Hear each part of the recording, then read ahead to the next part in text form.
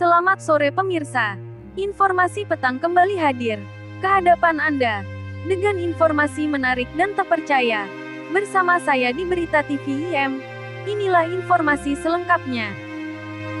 Pada Selasa, 27/6 Presiden Joko Widodo, Jokowi, melakukan peluncuran atau kick-off implementasi rekomendasi Tim Penyelesaian Non-Yudisial Pelanggaran Hak Asasi Manusia, TPP HAM, berat masa lalu di Rumo Gedong, PD, Aceh.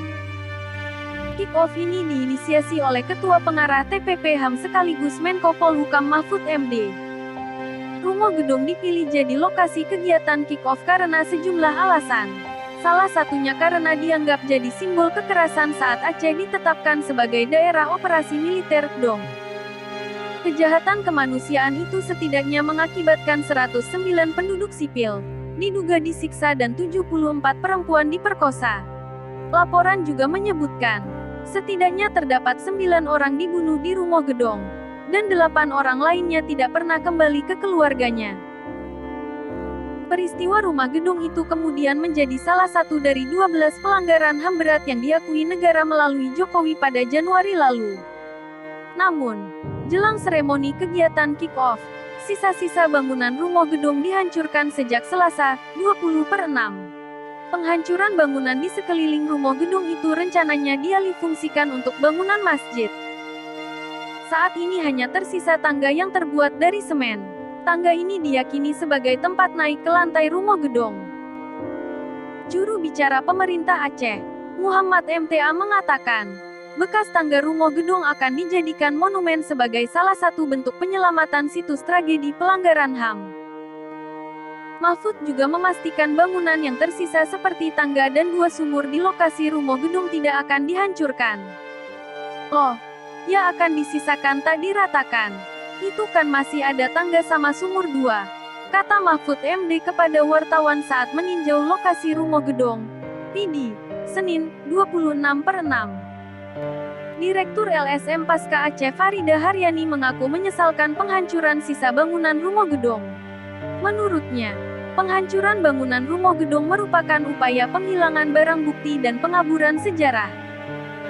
Penghancuran tersebut merupakan upaya penghilangan barang bukti, pengaburan kebenaran, penghapusan sejarah dan memori kolektif rakyat Aceh atas konflik di Aceh sejak tahun 1976 hingga 2005, kata Farida dalam keterangannya.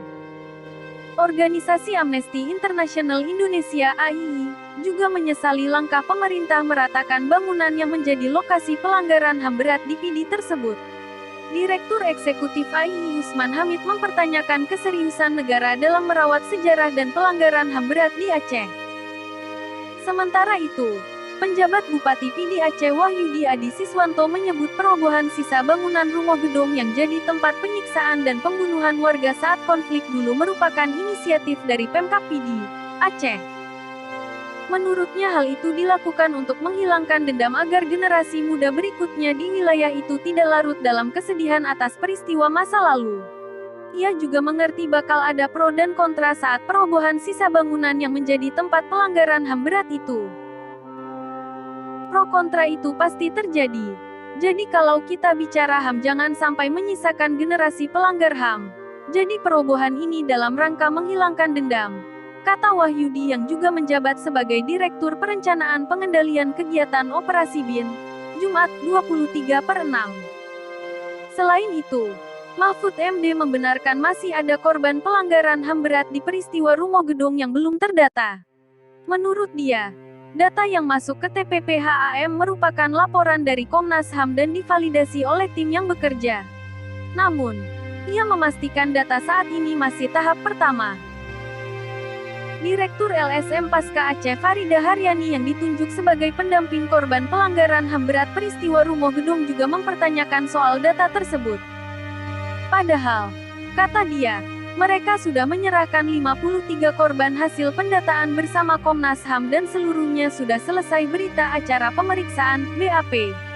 Namun menjelang kick-off, hanya 26 orang dari data itu yang diambil, sisanya mereka tidak mengenali. Data kita 53, tapi 26 yang sesuai. Sementara sisanya entah dari mana mereka dapatkan. kata Farida kepada wartawan. Data kita 53, tapi 26 yang sesuai. Sementara sisanya entah dari mana mereka dapatkan, kata Farida kepada wartawan.